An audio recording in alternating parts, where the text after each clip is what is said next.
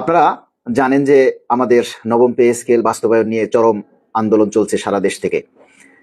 এবং আপনারা এটাও জানেন যে দাবি আদায় ঐক্য পরিষদ, সকল সংগঠনের সমন্বয়ে গঠিত দাবি আদায় ঐক্য পরিষদ, সেই দাবি আদায় ঐক্য পরিষদ থেকে আজকে 30শে জানুয়ারি একটি কঠিন কর্মসূচি ঘোষণা করা হয়েছে।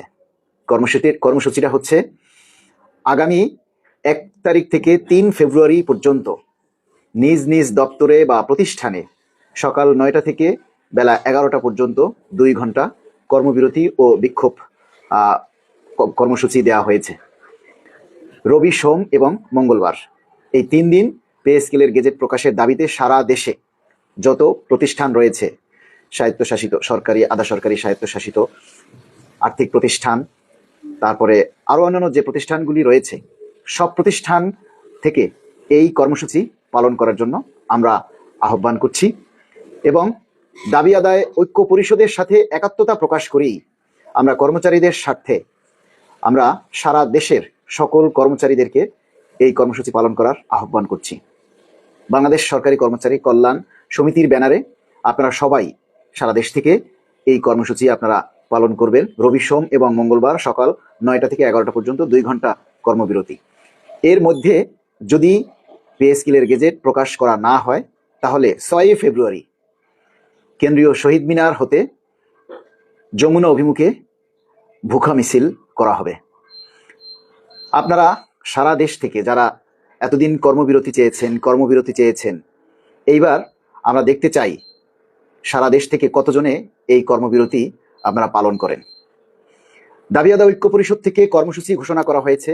এখন দল মত নির্বিশেষে সকল হিংসা বিদ্বেষ ভুলে যত সংগঠন রয়েছে, যত রকমের নতুন পুরান বড় ছোট যত পেশাজীবী সংগঠন রয়েছে, সকল সংগঠনকে নবম পে স্কেল যদি বাস্তবায়ন করতে হয় তাহলে আপনারা সকলে মিলে এই কর্মসূচি আপনারা পালন করবেন।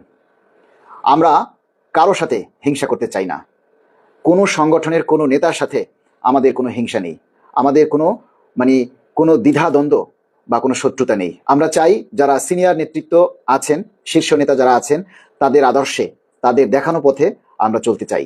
আমরা সকলের সাথে আমরা একসাথে চলতে চাই। সরকারি কর্মচারী কল্যাণ ফেডারেশন, সরকারি কেন্দ্রীয় গাড়ি চালক কমিটি, বাংলাদেশ 3য় শ্রেণী কর্মচারী সংগঠন, বাংলাদেশ আন্তঃবিশ্ববিদ্যালয় কর্মচারী ফেডারেশন, সারা বাংলাদেশে যে বিভিন্ন সংগঠন এছাড়া রয়েছে 11 থেকে 20 গ্রেড কর্মচারী ফোরাম, 17 থেকে 20 গ্রেড 4র্থ শ্রেণী কর্মচারী সমিতি, এছাড়া সমন্বয় পরিষদ, আরও যত সংগঠন রয়েছে, মেডিকেল টেকনোলজিস্ট সংগঠন রয়েছে, সকল সংগঠনকে আমরা আহ্বান করব দল মত নির্বিশেষে সকল দ্বিধা বিদ্বেষ, হিংসা বিদ্বেষ ভুলে একতাবদ্ধ হয়ে পে স্কেলের দাবি বাস্তবায়ন করার জন্য সবাইকে একসাথে এই কর্মসূচি পালন করতে হবে। নতুবা আজকে দাবি আদায় ঐক্য পরিষদ কর্মসূচি ঘোষণা করেছে, এখন আমরা তাদের সাথে একতা প্রকাশ করে আমরা কর্মসূচি করব না, বা সমন্বয় পরিষদ করবে না, বা 3য় শ্রেণী করবে না, বা অন্য একটা প্রতিষ্ঠান সংগঠন করবে না, তাহলে কোনো ফল হবে না। সকল সংগঠনকে এখানে আমরা দাবি আদায় ঐক্য পরিষদের যারা শীর্ষস্থানীয় নেতা কর্মী যারা রয়েছেন সবাইকে আমরা অনুরোধ করব, আপনারা সবাইকে কাছে টেনে নিয়ে, সবাইকে আপন ভেবে আপনারা এই কর্মসূচি পালন করার জন্য উদ্বুদ্ধ করবেন। এখানে কোনো হিংসা বিদ্বেষ বা অহিংস কোনো কাজের সুযোগ নেই। আমরা এটাই সবার কাছে অনুরোধ করব। আপনারা সারা বাংলাদেশ থেকে কর্মবিরতি চেয়েছিলেন এতদিনে। আগামী রবিবার থেকে সকাল 9টা থেকে 11টা পর্যন্ত কর্মবিরতি। আপনারা যার প্রতিষ্ঠানে আপনারা যে সংগঠন করেন, যেই সংগঠনের মনা, সেই সংগঠনের ব্যানার বানিয়ে আপনারা কর্মসূচি পালন করবেন এবং আমরা সেটা দেখতে চাই।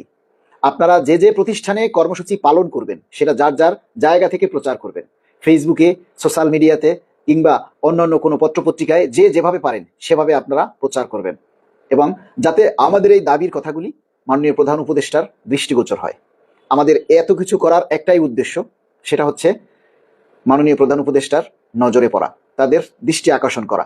আমরা যারা কষ্টে আছি, আমরা যারা 10টা বছর পর্যন্ত এই পে স্কেল থেকে বঞ্চিত, আমরা সবাই সেই পে স্কেল বাস্তবায়নের লক্ষ্যে আমরা কাজ করতে চাই। আমাদের অন্য কোনো কথা নেই। আমরা আজকে পরিবার নিয়ে অশান্তিতে আছি। আজকে আমরা অনেকেই পরিবার চালাতে পারছি না।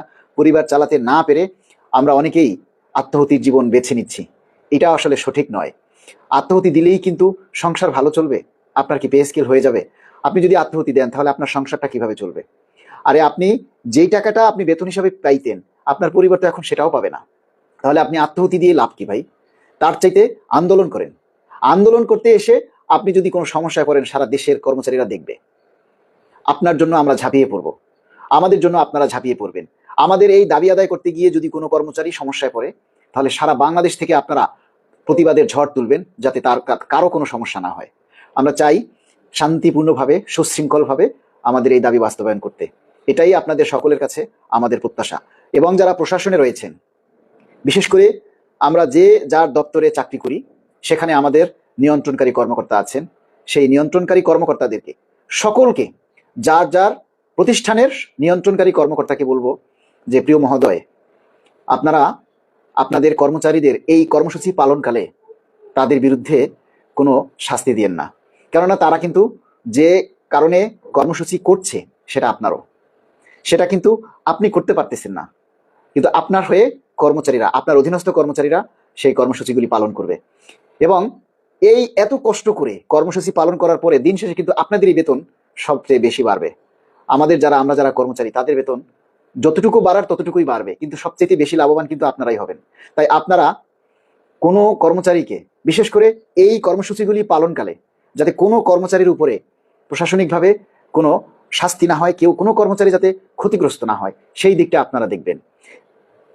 নিরাপত্তা বাহিনীতে যারা আছেন, পুলিশ, র্যাব, বিডিআর, সেনাবাহিনী, নৌবাহিনী, বিমান বাহিনী, আপনারা এই কর্মসূচি পালনকালে যাতে কোনো কর্মচারী শাস্তির না পায়, কোনো কর্মচারী যাতে কষ্ট না পায়, কেউ যেন সাফারিং করতে না হয়, হেনস্থার শিকার না হয়, সেইটা আপনারা দেখবেন। আপনাদের কাছে এটাই আমাদের দাবি, এবং এইটা করলেই আপনাদের সাহায্যটা আমরা পেয়ে যাব।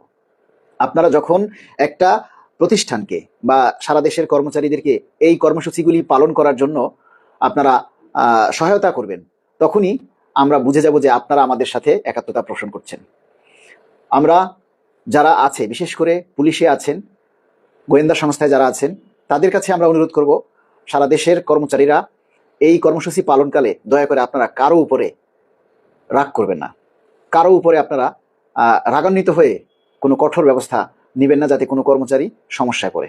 আপনারা যারা আছেন সবাইকে বলবো, আপনারা এই কর্মসূচিটা সবাই যথাযথভাবে, পুঙ্খানুপুঙ্খানুভাবে প্রতিটি প্রতিষ্ঠানে এই কর্মসূচি পালন করবেন। এখন যদি আপনারা একটা প্রতিষ্ঠান পালন করে আরেকটা প্রতিষ্ঠান পালন করে না, বা একটা অফিসের মধ্যেই যদি কিছু লোকে পালন করে আর কিছু লোকে পালন না করে, তাহলে আসলে কোনো লাভ হবে না। আপনারা এই কর্মসূচিগুলি, আমরা চাই না, আসলে সত্যিকারের কথা, আমরা কর্মচারীরা কেন আন্দোলন করব? আমরা চাই যে নিয়মে আমাদের বেতন বৃদ্ধি হওয়ার কথা, সেই নিয়মেই যেন আমাদের বেতন বৃদ্ধি হয়।